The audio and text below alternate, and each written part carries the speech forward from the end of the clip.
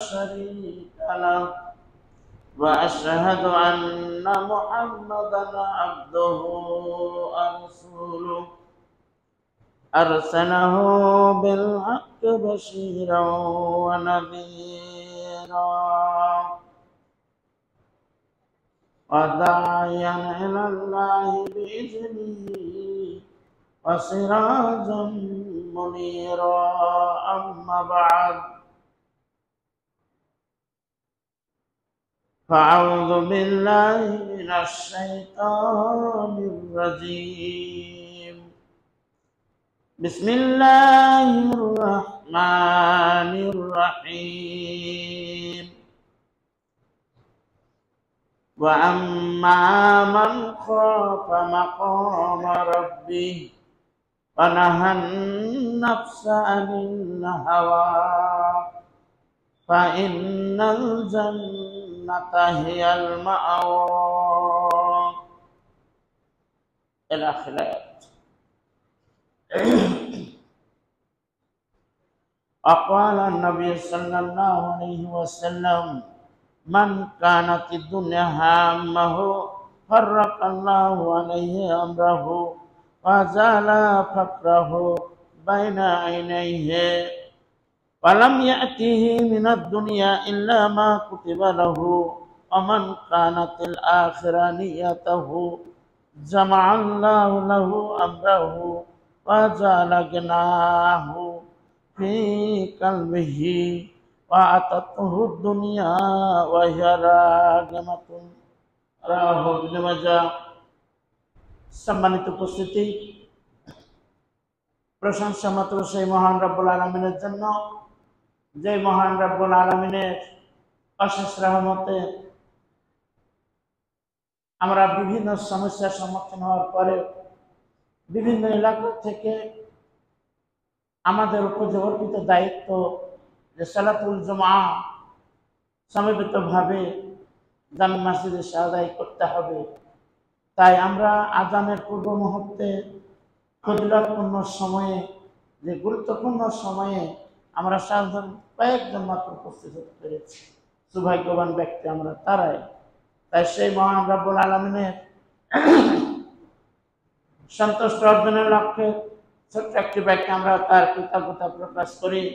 সবাই সমবেত কণ্ঠে বলি আলহামদুলিল্লাহ রাব্বিল আলামিন। তারপরে পরে দুরূদ ও তাসলিমাত অবতীর্ণ হোক সেই মহামানবের প্রতি, যার মাধ্যম দিয়ে আমরা এই সুন্দর ইসলামী জীবন বিধান চলার পথ, দিক নির্দেশনা, নীতিমালা লাভ করেছি। আকায়েদে নামদার ও তাজদার মদিনা, দুলালে আমিনা, সৈয়দুল মুরসালিন, খাতামুন নবীন, শাফিউল মুজনিবিন হযরত মুহাম্মদ মুস্তাফা আহমদ মুস্তাফা সাল্লাল্লাহু আলাইহি ওয়াসাল্লাম। আল্লাহুম্মা সাল্লি আলাইহি আল্লাহুম্মা বারিক আলাইহি। আমি আপনাদের সামনে ধারাবাহিকভাবে যে বিষয়টি আলোচনা করে আসছি, সে বিষয়টি হচ্ছে সীমালঙ্ঘন ও দুনিয়া পূজা জাহান্নামে যাওয়ার মূল কারণ। তার প্রেক্ষাপটে আরও কয়েকটি বিষয় একটি চিহ্নিতকরণ হয়েছিল। এ বিষয়ে যে মুমিনদের জন্য পৃথিবীটা হচ্ছে কয়েদ স্বরূপ, আর কাফের মুশরিকদের জন্য হচ্ছে জান্নাত স্বরূপ। এই বিষয়ে আপনাদের সামনে আলোচনা করেছি। আমি গতদিন যেখান থেকে শেষ করেছি সেটা ছিল যে একজন এই দুনিয়ার সুখী মানুষ, এই দুনিয়ার যত প্রকারের আরাম আয়েশ থাকা দরকার প্রয়োজন সব কিছু তার ছিল, কিন্তু কিয়ামতের বিচার ফয়সালা হওয়ার পরে ক্ষণিকের মধ্যে তাকে একবার জাহান্নামে ডুবান্ত করানো হবে। জাহান্নামে ডুবানোর পরে আবার তাকে সেখান থেকে উঠিয়ে নিয়ে আসা হবে। তাকে জিজ্ঞেস করা হবে যে তুমি কি কোনো সুখ স্বাচ্ছন্দ্যে বিলাসিতায় জীবনযাপন করেছ, দুনিয়ার সুখ স্বাচ্ছন্দ্যে আরাম আয়েশে দিন অতিবাহিত করেছ? একটু সামান্য জাহান্নামের আঁচ দেওয়ার পরেই তিনি এই দুনিয়ার সমস্ত সুখ স্বাচ্ছন্দ্য সব কিছু ভুলে যাবে, বলবে আমি পৃথিবীতে কোনো সুখ স্বাচ্ছন্দ্যে ছিলাম না, শুধু দুঃখ কষ্ট বেদনা ছিলাম। এর কারণটা কেন এরকম অনুভব হবে? দুনিয়ার শাস্তির তুলনায় আখিরাতের শাস্তি অতি ভয়াবহ, অতি ভয়াবহ, যার কারণে দুনিয়ার শাস্তি তেমন কিছুই তার মনে থাকবে না। আখিরাতের শাস্তিতে দুনিয়ার সুখ সব ভুলে যাবে। অনুরূপ একজন জান্নাতি মানুষ, যারা এই পৃথিবীতে একজন মুমিনকে অনেক কষ্ট ক্লেশ করে পরিশ্রম করে জীবন পাড়ি দিতে হয়, আখিরাতের যে অনন্তকালের জীবনের জন্য এই পৃথিবীতে প্রস্তুতি গ্রহণ নিতে গিয়ে তাকে অনেক কষ্ট ক্লেশ বিপদ আপদ সব কিছু তাকে ভোগ করতে হয়েছে। আল্লাহ তাকে পরীক্ষা নিরীক্ষা করেছে বিভিন্ন প্রকার বালা মুসিবত দিয়ে। এই মুহূর্তে যারা ধৈর্য ধারণ করতে পেরেছে, যাদের জন্য জান্নাতের শুভ সংবাদ রয়েছে, তারাকে মহাপ্রলয়ের দিনে জান্নাতের খালি একবার তাদেরকে প্রবেশ করাবে, তার সাথে সাথে বের করে নেবেন।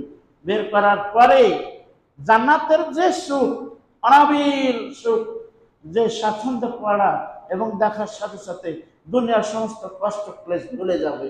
বলুন সুবহানাল্লাহ। জান্নাতের সুখ স্বাচ্ছন্দ্য পাওয়ার পরে দুনিয়াতে যারা সুখ স্বাচ্ছন্দ্য কষ্ট ছিল, এই কষ্টের কথা ভুলে যাবে। সত্যি আমি যে আজকে আয়াতে তেলাওয়াত করেছি, সূরা আন-নাজিয়াত এর 39, 40, 41 নম্বরে 3টে আয়াত। এই আয়াতে কি বলা হচ্ছে? আল্লাহ পাক ইরশাদ করছেন, বিসমিল্লাহির রহমানির রহিম, ওয়া আম্মা মান খাফা মাকামা রাব্বিহি ওয়া নাহা আন-নাফসা আনিল হাওয়া।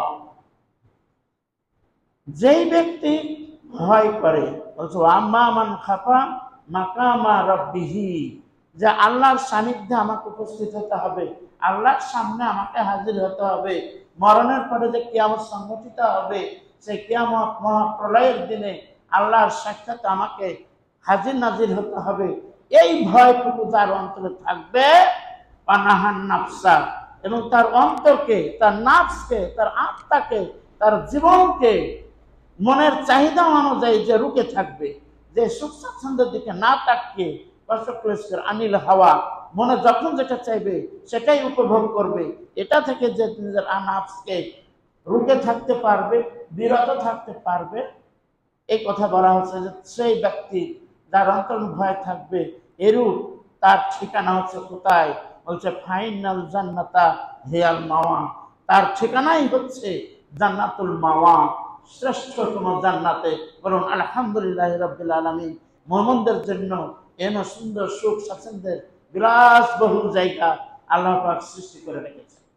সেই জান্নাতের উপমা দিতে গিয়ে বলেছে যে জাহান্নামের শেষ ব্যক্তি জাহান্নাম থেকে যখন বের হবে, তখন তাকে রহম করে, করুণা করে আল্লাহ পাক, অনেক ঘটনা আছে যে শেষ জাহান্নাম থেকে যখন তাকে বের করা হবে, কয়েকটা স্তরে তাকে নিয়ে যাওয়া হবে, তো সামনে সামনে, তখন আমি স্তরগুলো বলছি না, যখন শেষ জাহান্নামী থেকে বের করে জান্নাতের শেষ যাবে, জাহান্নাম থেকে যদি পুরো শেষ বাইর হয়, তাহলে জান্নাতেও শেষ যাবে, তাহলে জান্নাতের শেষে যে যাবে আর জাহান্নাম থেকে যে শেষ বের হবে, জান্নাতে গিয়ে তাকে বলা হচ্ছে যে এই পৃথিবীর 10 গুণ করলে যে পরিমাণ সীমানা, তো তাকে সেই পরিমাণ জান্নাত দেওয়া হবে। বলুন সুবহানাল্লাহ। এই জান্নাত দেখার পরে সেই জান্নাতি ব্যক্তি জাহান্নাম থেকে আল্লাহকে বলে, আল্লাহ মাত্র এটুকুন জায়গা আমাকে দেওয়া হচ্ছে, আমি কিভাবে জান্নাতে থাকতে পারি? বলেন কি মানুষের অপেক্ষা। আল্লাহ পাক বলেন দেখো, অথচ তার জান্নাতের পরিমাণটা হবে কত? এই পৃথিবীর 10 গুণ। বলুন সুবহানাল্লাহ। তাহলে আমরা এই জান্নাত পেতে হলে এই পৃথিবীতে আপনাকে আমাকে অনেক কষ্ট ক্লেশ করে যেতে হবে। এই ব্যাপারে আল্লাহ রাসূল সাল্লাল্লাহু আলাইহি সাল্লাম একদিন শুয়ে আছে। আল্লাহ রাসূল সাল্লাল্লাহু আলাইহি সাল্লাম, আল্লাহ রাসূল সাহাবারা সব সাধারণ জীবনযাপন, আড়ম্বর জীবনযাপন করতেন, এটা আমরা সবাই জানি। আল্লাহ রাসূল সাল্লাল্লাহু আলাইহি সাল্লাম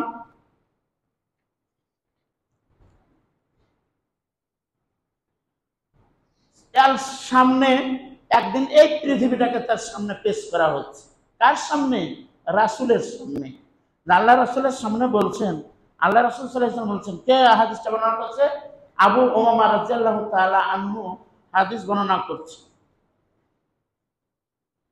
রাসূলুল্লাহ সাল্লাল্লাহু আলাইহি ওয়াসাল্লাম বলছেন, আরাজা আলাইয়া রাব্বি, যে আল্লাহ পাক একদিন আমার সামনে পৃথিবীটাকে একটা আকৃতি দিয়ে আমার সামনে পেশ করছেন। কে? আল্লাহ। কার সামনে? রাসূলের সামনে, চোখের সামনে তুলে ধরেছেন এই পৃথিবীটাকে। লে ইয়াজালা বাতাহা মক্কা জাহাবান, এই জন্য পৃথিবীটাকে আমার সামনে সুন্দর চাকচিক্যময় করে তুলে ধরা হয়েছে। এবং বাতাহা, মক্কা শরীফের একটা জায়গার নাম বাক্কা। বাতাহা নামক যারা সৌদি আরবে গেছেন তারা বুঝতে পারবেন যে বাতাহা একটা উপত্যকা রয়েছে। তো আল্লাহ রাসূল সাল্লাল্লাহু আলাইহি ওয়াসাল্লামকে বলছেন, হে আল্লাহর নবী, হে রাসূল সাল্লাল্লাহু আলাইহি ওয়াসাল্লাম, আমি এই বাতাহা উপত্যকাকে আপনার জন্য সোনাতে রূপান্তরিত করে দিতে চাই। কে বলছেন? আল্লাহ। এবং পৃথিবীটাকে তার সামনে চাকচিক্যময় করে তুলে ধরেছে। বলছে আরাজা আলাইয়া, মানে নবী সাল্লাল্লাহু আলাইহি সাল্লামের উপর আল্লাহ পাক স্বয়ং পেশ করছেন।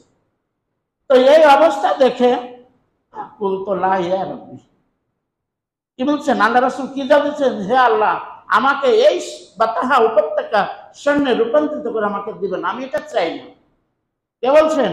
আল্লাহ রাসূল সাল্লাল্লাহু আলাইহি ওয়াসাল্লাম বলছেন, লা ইয়া রাব্বি, আমি এটা চাই না যে বাতাহা উপত্যকা আমার জন্য স্বর্ণায় রূপান্তরিত হোক। এই পালে, এই যদি আমি পাই, তাহলে আপনাকে বলে হয়তো আমি ভুলে যাব, দুনিয়ার মোহে প্রেম প্রীতি ভালোবাসায় আমি নিমজ্জিত হয়ে যাব। কাজে আল্লাহ আমাকে ঠিক মাফ করবেন। ওয়ালাকিন, সুতরাং আমি আল্লাহ আপনার কাছে চাই। কে বলছেন? আল্লাহ রাসূল সাল্লাল্লাহু আলাইহি ওয়াসাল্লাম বলছেন, ওয়ালাকিন, সুতরাং আমি চাই, আসবাউ ইয়াওমান ওয়া আজরু ইয়াওমান, হে আল্লাহ, আপনি আমার জন্য এরকম পৃথিবীটা করুন যে আমি একদিন পেট ভরে খাবো আর একদিন ক্ষুধার্ত অবস্থায় থাকবো। ফাইজা জাআতু তাজাররাতু ইলাইক, যেদিন আমি একদিন ক্ষুধার্ত অবস্থায় থাকবো, সেদিন আমার অন্তরটা বেশি কি হবে?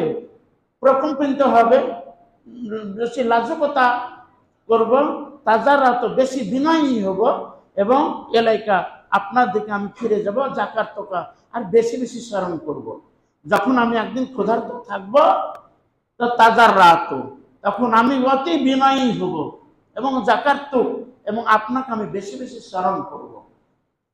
ওয়াইজা সাবিয়াতু, আর যখন আমি যেই দিন পেট পুরে খাবো, যেদিন আমার পেট পূর্ণ খাবার থাকবে, সেদিন আমি কি করবো? হামিদুকা, আমি শুধু আপনার কৃতজ্ঞতা প্রকাশ করব, অসাকারতকা, আপনার প্রশংসা করব, অসাকারতকা, এবং কৃতজ্ঞতা প্রকাশ করব। এতটুকু তো সেদিন আমি করবো, যেদিন আমি পেট পুরে খেতে পাবো। সুতরাং আমি বাতাহা উপত্যকা সামনে রূপান্তরিত অবস্থায় এই পৃথিবীকে আমি চাই না। তাহলে দেখেন আল্লাহ রাসূলের কি জীবন, সাধারণ জীবন যাপন তিনি করছেন। কেননা এই দুনিয়া ক্ষণস্থায়ী জীবন, বেশি চিরস্থায়ী জীবন নয়। কেমন? আর একটা রাসূল সাল্লাল্লাহু আলাইহি ওয়াসাল্লাম হাদিস পেশ করছেন। এভাবে এভাবে হাদিসটা বর্ণনা করছেন কে? আসলে দুনিয়া সম্পর্কে এবং আখিরাত সম্পর্কে আমি এখানে বেশ কয়েকটি হাদিস আপনাদের সামনে উপহার দেবো বলে মনে করছি, কিন্তু কতটুকু পারবো বলতে আমি জানি না। প্রায় হাদিস আমি 10টা নোট করেছি, আরো মেলে ছেটে ছেটে আমি কাটছাট করে 10টা করেছি। অনেক হাদিস আছে এই দুনিয়া এবং আখিরাত এর তুলনা কত, যে দুনিয়া নিয়ে আমরা মেতে আছি, যে দুনিয়াটা কেমন আল্লাহ রাসূল সাল্লাল্লাহু আলাইহি ওয়াসাল্লাম অন্য জায়গায় বর্ণনা করছেন। হাদিসের বর্ণনাকারীকে চতুর্থ খলিফা হযরত আলী রাদিয়াল্লাহু তাআলা আনহু। হযরত আলী রাদিয়াল্লাহু বলছেন, ইত্তাহালাতি দুনিয়া মুদবিরা, কইছে হে জেনে রাখো যে এই দুনিয়াটা কি হচ্ছে? পিছনে চলে যাচ্ছে। ইত্তাহালাতি দুনিয়া মুদবিরাতান, যে দুনিয়া, এই পৃথিবী, এই জীবন, আপনার আমার এই জীবনটা পৃষ্ঠদেশ করে পিছন দিকে চলে যাচ্ছে। আসলে দেখেন, আমি যেদিন পৃথিবীতে এসেছি, সেদিন আপনারা যেদিন এসেছেন, আমরা সবাই যেদিন পৃথিবীতে এসেছি, মায়ের গর্ভ থেকে যেদিন ভূমিষ্ঠ হলাম, সেদিন আপনার অবস্থা কেমন ছিল একটু চিন্তা করুন। আর এখন আমরা কেমন হয়েছি, আপনার আমার সুরাতটা কেমন। এই জন্য বলছে ইত্তাহালাতি দুনিয়া মুদবিরাতান, পৃথিবীটা আপনার পৃষ্ঠপোষণ করে আপনার কাছ থেকে ফিরে যাচ্ছে। মুদবিরাতান ওয়া আত্তালাতিল আখিরা মুকবিলাতান, এবং কিয়ামত আপনার সামনে এগিয়ে আসছে। আপনার আমার জীবন থেকে যেদিন অতিবাহিত হচ্ছে সেটা এই পৃথিবী থেকে কি হচ্ছে, পিছনে আমরা পড়ে যাচ্ছি। আর যেদিনে আপনার সামনে আসছে কিয়ামত আপনার আমার সামনে এগিয়ে আসছে। বলে কুল্লে ওয়াহিদাতুম মিনহুমা বানুন, আর কাছে জেনে রাখুন এই দুনিয়া এবং আখিরাতের জন্য কিছু সন্তান আছে। দুনিয়া এবং আখিরাতের জন্য কিছু সন্তান রয়েছে। যারা এই দুনিয়ার সন্তানকে হচ্ছে ফাকুনু মিন আবনাইল আখিরা, কিন্তু আখিরাতের যে সন্তান রয়েছে তোমরা আখিরাতের সন্তানের দিকে ধাবিত হও। ওয়ালা তাকুনু মিন আবনাই দুনিয়া, তোমরা পৃথিবীর সন্তানের দিকে অগ্রগামী হইও না।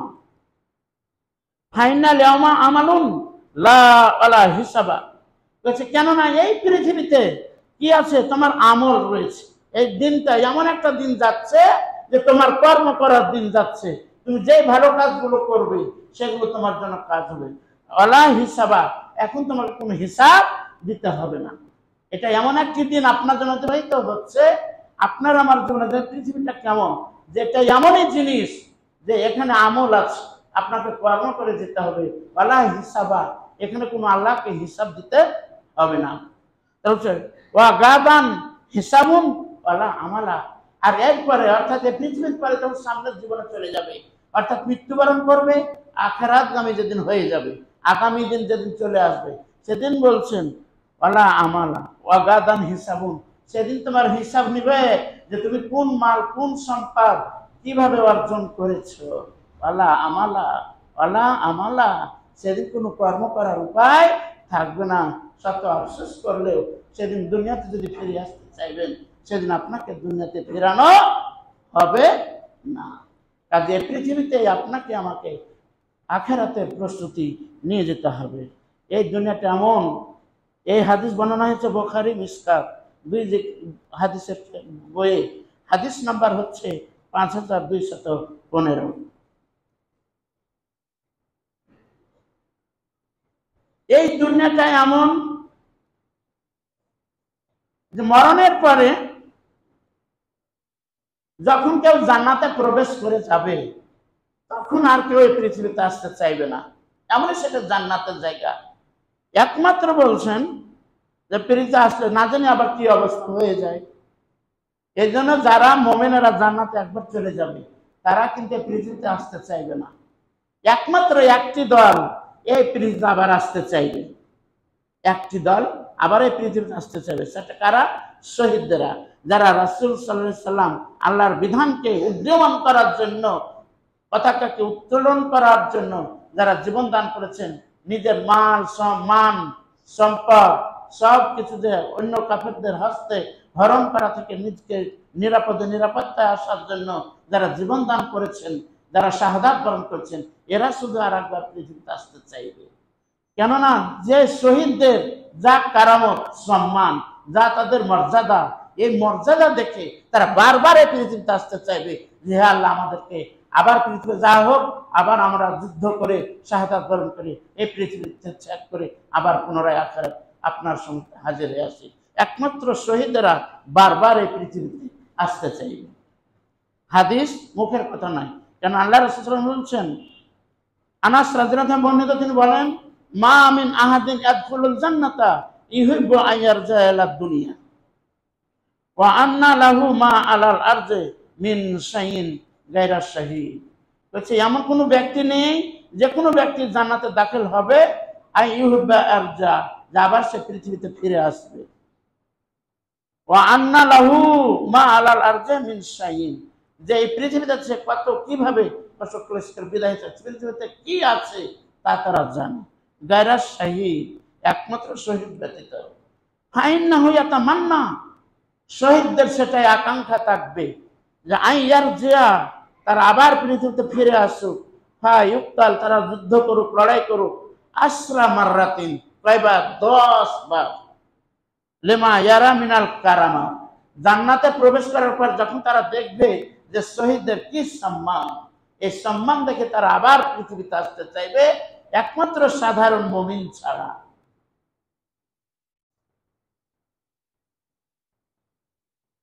আল্লাহ রাসূল সাল্লাল্লাহু আলাইহি ওয়াসাল্লাম বলছেন, আসলে এই দুনিয়াটা কেমন, আমি কেমন ভয় করি।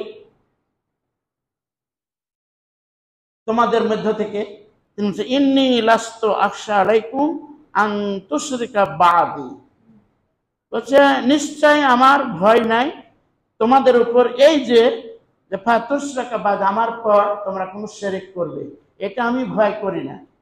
একমাত্র এটা ভয় করি ওয়ালাকিন্নী আখশা আলাইকুম আদ-দুনিয়া আন তানাফাসু ফিহা, একমাত্র আমার এটাই ভয় হয় যে তোমরা আমার কাছে শরীক করা বাদ দেওয়ার পরে তোমরা বেশি দুনিয়ায় দিকে অগ্রগামী হবে, শুধু দুনিয়া দুনিয়া দুনিয়ায় করে তোমরা চলে যাবে, প্রতিযোগিতা করবে শুধু দুনিয়ার সুখ স্বাচ্ছন্দ্য অর্জনের জন্য।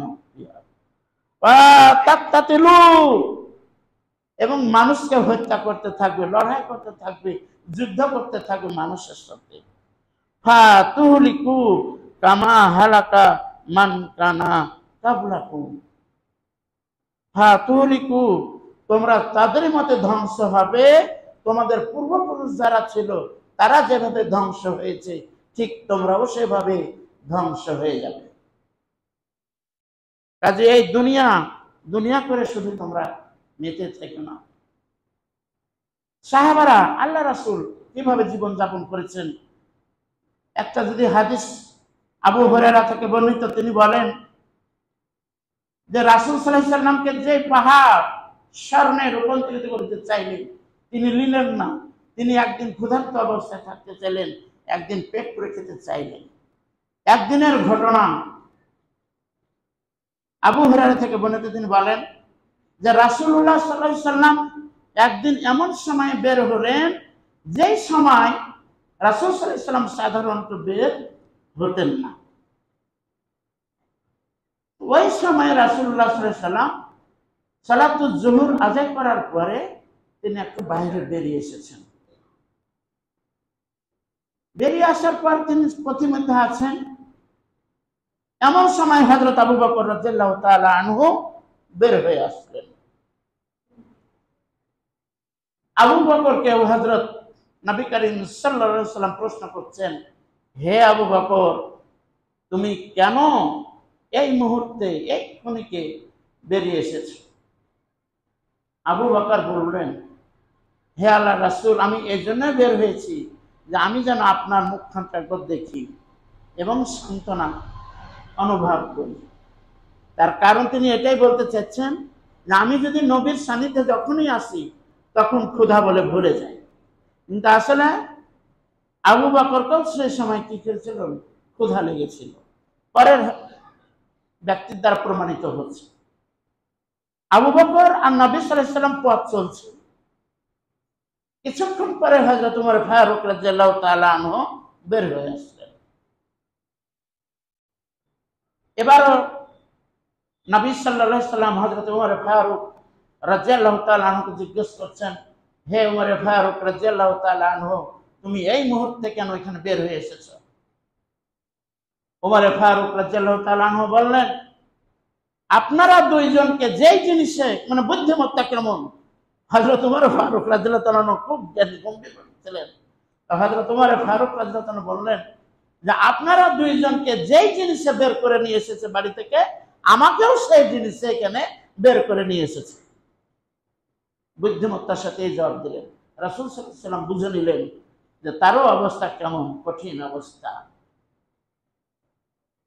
বলে চলো যাই, আবুল হাইসাম ইবনে তাইহান আল আনসারীর বাড়িতে চলো আমরা যাই। মানে রাসূল সাল্লাল্লাহু আলাইহি সাল্লাম বুঝে নিলেন যে আমাকেও ক্ষুধাতে এই সময় বের করে এনেছেন, হযরত আবু বকরকে ক্ষুধাতে বের করেছেন, হযরত ওমর রাদিয়াল্লাহু তাআলা আনহুকে ক্ষুধাতে বের করে নিয়ে এসেছেন। তাহলে চলো যাই, আমাদের সাথে একজন আছে, তিনি ধনী, তো চলো তাহলে এই মুহূর্তে আমরা হাইসাম ইবনে আবু তাইহান আল আনসারীর বাড়িতে যাই। সেখানে যাই কেন? হাইসাম ইবনে আত-তাইহানের খেজুরের বাগান আছে, বড়, সে ধনিষ্ঠ ব্যক্তি, আনসারী, তিনি সাহায্যকারী, কে মদিনার অধিবাসী। গেলেন, যাওয়ার পরে তার বাড়িতে সালাম দিচ্ছেন, তার স্ত্রী বাড়িতে আছে। তাকে জিজ্ঞেস করা হলো আবুল হাইসাম কোথায়? বাড়ির ভিতর থেকে তার স্ত্রী উত্তর দিচ্ছেন যে তিনি আমাদের জন্য কিছু দূরে মিষ্টি পানি আনতে গেছেন, মিঠা পানি আনতে গেছেন, অল্পক্ষণের মধ্যেই চলে আসবেন, আপনারা বসুন। তার স্ত্রীর সাথে কথা না কথা হতেই আবুল হাইসাম এসে হাজির। তিনি খুশিতে আটখানা যে নাবির মতো একজন ব্যক্তি, আবু বকরের মতন একজন ব্যক্তি, উমরের মতন একজন ব্যক্তি এই সময় আমার বাড়িতে এসেছেন। সে খুঁটিতে আটখানা। বললেন যে হে রাসূল সাল্লাল্লাহু আলাইহি সাল্লাম, হে আবু বকর, উমর, হে রাসূল সাল্লাল্লাহু আলাইহি সাল্লাম, আপনার পদতলে আমার বাপ মা কুরবান হোক। মানে এটা কিন্তু সৌদি আরবের একটা ভাষা, মানে এটা সবচেয়ে বেশি আনন্দিত হয়ে কথাটা বলছেন যে আমার মা বাপ আপনার রাহে কুরবান হোক, উৎসর্গিত হোক যে আপনারা এই মুহূর্তে আমার বাড়িতে এসেছেন। তো রাসূল সাল্লাল্লাহু আলাইহি সাল্লামকে মাদুরে বসতে দিয়ে তিনি বললেন আমি আসছি, আপনারা বসুন। তিনি তার খেজুরের বাগানে গেলেন। বাগানে যাওয়ার পরে কিছু পাকা খেজুর, কিছু ডাকর আধা পাকা খেজুর কাঁদি নিয়ে এসে তাদের সামনে ধরলেন। রাসূল সাল্লাল্লাহু আলাইহি সাল্লাম আবু হাইসামকে বললেন, আবু হাইসাম, তুমি এত খেজুর নিয়ে এসেছো, আমাদের জন্য বেছে পাকা খেজুরগুলো নিয়ে আসতে। আবুল হাইসাম উত্তর দিচ্ছেন, হে আল্লাহ রাসূল, আমি এই জন্য বিভিন্ন প্রকার খেজুর নিয়ে এসেছি, আপনারা রুচির সম্মত যেটা যেভাবে মনে হয় আপনারা সেটা সেভাবে পান খান, এবং আপনাদের জন্য মিঠা পানি এনেছি, আপনি সেভাবে পান করুন, অসুবিধা নেই। তো আল্লাহ রাসূল সাল্লাল্লাহু আলাইহি সাল্লাম খাচ্ছেন, উমরে ফারুক, আবু বকর, উমর রাদিয়াল্লাহু তাআলা আনহুমা খাচ্ছেন। এদিকে আবুল হাইসাম আবার বাড়িতে যাচ্ছেন, তার অনেক মেষ আছে, সে মেষ জবে করবেন, রান্না করবেন, রাসূলদেরকে খাওয়াবেন। তো তার বাড়িতে প্রবেশ করা দেখি সে বুঝে ফেলেছেন। সে ছুরি আনলেন, মেষের পালে গেলেন। রাসূল সাল্লাল্লাহু আলাইহি ওয়াসাল্লাম তাকে নিষেধ করছেন, হে আবুল হাইসাম, তুমি কখনো দুধওয়ালা বকরি জবে করবে না। আবুল হাইসামকে যখন এরকম নিষেধ করলেন, তিনি একটি খাসি কি করলেন, জবে করলেন, মাংস পাকালেন, পাকাটা রাসূল সাল্লাল্লাহু আলাইহি ওয়াসাল্লামের সান্নিধ্যে এসে হাজির করলেন। রাসূলুল্লাহ সাল্লাল্লাহু আলাইহি ওয়াসাল্লাম পেট পুরে খেলেন, আবু বকর খেলেন, উমর খেলেন, তাদেরকেও সপরিবারে খাওয়ালেন। করে পেট পুরে উদরপূতি করে তারা সবাই তৃপ্ত সহকারে কি করলেন, খেলেন এবং পান করলেন। পরিশেষে আল্লাহ রাসূল সাল্লাল্লাহু আলাইহি ওয়াসাল্লাম আবু বকর উমর এবং আবুল হাইসামকে লক্ষ্য করে বলছেন, হে আবু বকর, উমর, জেনে রাখো তোমরা যে নিয়ামত পান করলে এই নিয়ামত সম্পর্কে যে সূরা তাকাসুরের আয়াত সুম্মা লা তুসালুন্না ইয়াউমাইযিন আনিন নাইম, অবশ্যই তোমরা জিজ্ঞাসিত হবে সেই কিয়ামতের মাঠে যে তোমাদেরকে যে সমস্ত এই কালো জিনিস নিয়ামত দান করেছে। যে কালো জিনিস বলতে এখানে কি ইঙ্গিত করেছেন, খেজুর এবং পানি, এই দুটার সম্পর্কে তোমরা জিজ্ঞাসিত হবে যে তোমাদেরকে নিয়ামত অনুগ্রহ দান করেছেন। এখান থেকে শিক্ষা কি পেলাম? এখানে বর্ণনা হচ্ছে এইভাবে শিক্ষা এই হাদিস থেকে যে আপনাকে আমার যদি কেউ দাওয়াত না দেয়, যদি ক্ষুধার্ত অবস্থায় থাকে, যদি জানেন যে তার বাড়িতে গেলে আমরা অপমান হব না, সে খেতে দিবে, তাহলে তার বিনা দাওয়াতেও তার বাড়িতে যাওয়া যায়, তার বাড়িতে গিয়ে কি করা যায়, খাদ্য গ্রহণ করা যায়। আপনি যদি ক্ষুধার্ত অবস্থায় থাকেন, সে বাড়িতে গিয়ে দাওয়াত গ্রহণ করতে পারেন।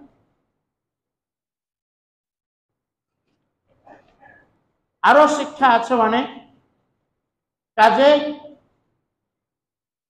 এবং অল্পে তুষ্ট থাকতে হবে, আল্লাহর কৃতজ্ঞতা প্রকাশ করতে হবে। 2 নম্বর শিক্ষা যে অল্পে তুষ্ট থাকতে হবে, বেশি দুনিয়া চাওয়া যাবে না। কাজে আমরা বর্তমান যে প্রেক্ষাপট, যে পৃথিবীতে চলছে, দেখছেন যে দুনিয়াটা মুমিনদের জন্য কয়েদখানা, কাফেরদের জন্য হচ্ছে জান্নাত। আর অথচ এই পৃথিবীর দুনিয়ার জীবনকে নিয়ে আমরা মেতে আছি। অত রাসূল, আবু বকর, উমর তারা কিভাবে জীবনযাপন করেছেন, তারা অল্পে জীবনযাপন করেছেন, তুষ্ট হয়ে থেকেছেন। অথচ এই দুনিয়া কেমন হবে,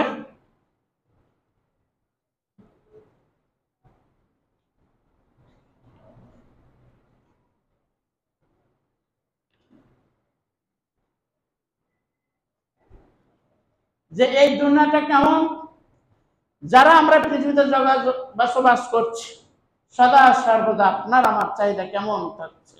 বলা হচ্ছে মান কানাতি দুনিয়া হাম্মা ফাররাকাল্লাহু আলাইহি আমরা ওয়া জালা ফাকরাহু বাইনা আইনাইহি ওয়া লাম ইয়াতিহি মিনাদ দুনিয়া ইল্লা মা কুতিবা লাহু। আব্দুর রহমান ইবনে আবান রাদিয়াল্লাহু আনহু বর্ণনা তিনি বলেন যে রাসূলুল্লাহ সাল্লাল্লাহু আলাইহি সাল্লাম বলছেন যে মান কানাতি দুনিয়া হাম্মাহু, যে পৃথিবীটাই যার ইচ্ছা হবে যে এই পৃথিবীটাই সে অর্জন করুক সব কিছু, তো ফাররাকাল্লাহু আলাইহি আমরাহু, তো খালি তার কাজ আর কাজ তার পিছনে লেগেই থাকবে। ফাররাকাল্লাহু আলাইহি আমরা, একের পর এক কাজ তার উপর চেপে আসবে, যেটা করলে হয়তো ধনী হয়ে যাবে, তারপর এটা যখন শেষ হবে তখন আরেকটা কাজ তার সামনে পেশ করা হবে, তখন এটা করবে, ওটা করার পরে যখন শেষ হবে আরেকটা কাজ তারপর চলে আসবে। মানে তার শুধু ত্রাহি ত্রাহি করতেই থাকবে দুনিয়া অর্জনের জন্য। একটা কাজ শেষ হলে তার সামনে আরেকটা কাজ পেশ করা হবে, ওটা দ্বিতীয় কাজ শেষ হলে তৃতীয় কাজ শেষ হবে, আবার তার সামনে পেশ করা হবে যে এই কাজটা করা হবে। এমনি ভাবেই তারা একের পর এক কাজ তারপর আসতেই থাকবে, সে কাজ ফুরাইবে না। এমনি ভাবে বলছেন আলাম ইয়াতিহি মিনাদ দুনিয়া ইল্লা মা কুতিবা লাহু, একমাত্র তার পৃথিবীতে অতটুকুই অর্জন হবে যতটুকু তার জন্য আল্লাহ পাক নির্ধারণ করে রেখেছেন। শুধু এই দুনিয়ার জীবন ত্রাহি করলে হবে। তাহলে ওয়ামান কানাতিল আখিরাতু নিয়াতাহু, আর যেই ব্যক্তির উদ্দেশ্য হবে, কামনা বাসনা ইচ্ছা হবে যে আমি আখিরাত চাইবো, আখিরাত মুখী হব, আখিরাত আমার কল্যাণ বয়ে আনুক, তো যা লাগে না কালবেহি, তাহলে তার অন্তরের ভিতরে শুধু ধনিত্ব চলে আসবে, দরিদ্রতা দূরে হয়ে যাবে, কোনো কাজ তার সামনে একের পর এক উদ্ভাসিত হবে না, যেটা আসবে একটাই কাজ করে সে পরিতৃপ্ত অর্জন করবে। ওয়াহিয়া রাগিমাতু, সেটার দিকে সে আকাঙ্ক্ষিত হয়ে থাকবে।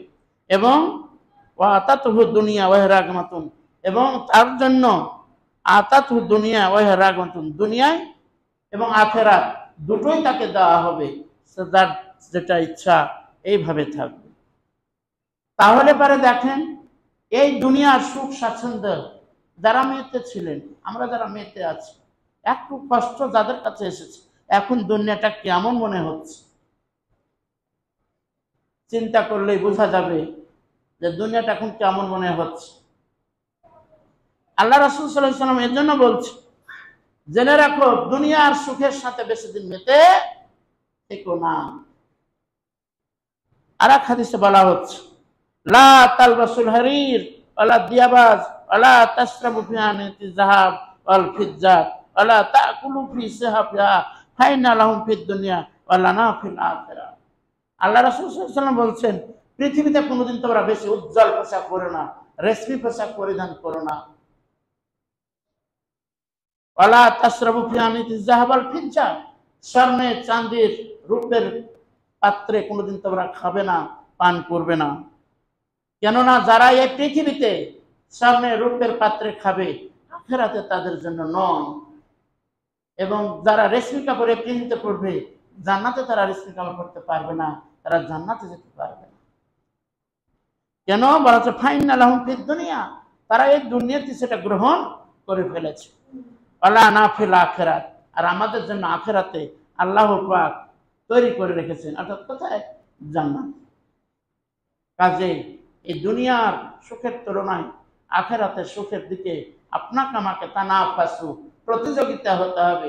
দুনিয়ার অর্থ উপার্জনের জন্য অত প্রতিযোগী হওয়ার প্রয়োজন নাই। আব্দুল মালিকের এত হয়েছে, সে এতটা কিন্তু হচ্ছে, আমি কেন পারবো না?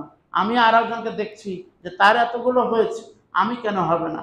এই যে একের পর প্রতিযোগিতা বা অর্থের দিকে করতে হবে না, প্রতিযোগিতা করতে হবে তার দিনদারের উপরে, যে সে কিভাবে সালাত আদায় করছে, কতটুকু দান খরচ করছে, সে কিভাবে সালাত আদায় করছে, এই ভালো আমলগুলো কিভাবে করছে, আমি যেন তার ভালো আমলগুলো করতে পারি, তার প্রতি এই হিংসাগুলো করা যায়।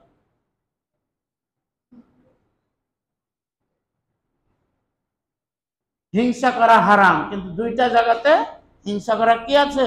হালাল আছে।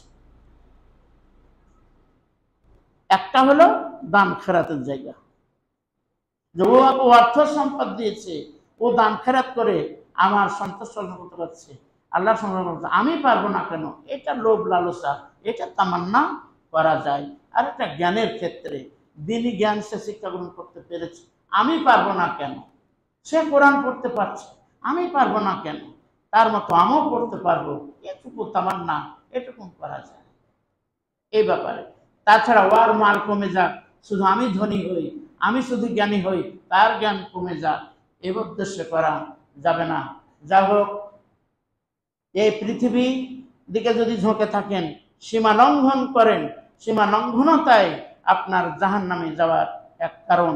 যেমন আমাদের প্রবীণ ব্যক্তিরা বলে গেছেন, গাছকে লক্ষ্য করে যে অতি বেড়ে যেও না, ঝড়ে ভেঙে যাবে, অতি ছোট হয়েও না, ছাগলে মুড়ে খাবে। সত্যিকার তাৎক্ষণিকভাবে যারা সীমা লঙ্ঘনতা করবে, দেখবেন পৃথিবীতেই তাদের ধূলিসাৎ হয়ে যাবে। সব সময় মধ্যস্থতা অবলম্বন করুন। মধ্যস্থতা খায়রুল উমুরে আওসাতুহা। আল্লাহ রাসূল সাল্লাল্লাহু আলাইহি ওয়াসাল্লাম বলছেন, সব সময় মধ্যম পন্থা হচ্ছে উত্তম। সব সময় মধ্যম পন্থা অবলম্বন করো, কোনো সময় বাড়াবাড়ি করো না। বাড়াবাড়ি করলেই তোমাদের কি আছে? ক্ষতি আছে। এই প্রত্যাশা রেখে আমার আলোচনা শেষ করছি। বলার মাধ্যমে ভুল ক্ষমা করবেন। আমা আলাইনা ইল্লাল বারাক। বারাকাল্লাহু লানা ফিল কুরআনিল আযীম। ونفعنا وإياكم بالآيات والذكر الحكيم إنه تعالى زاد كريم مالك بر رؤوف رحيم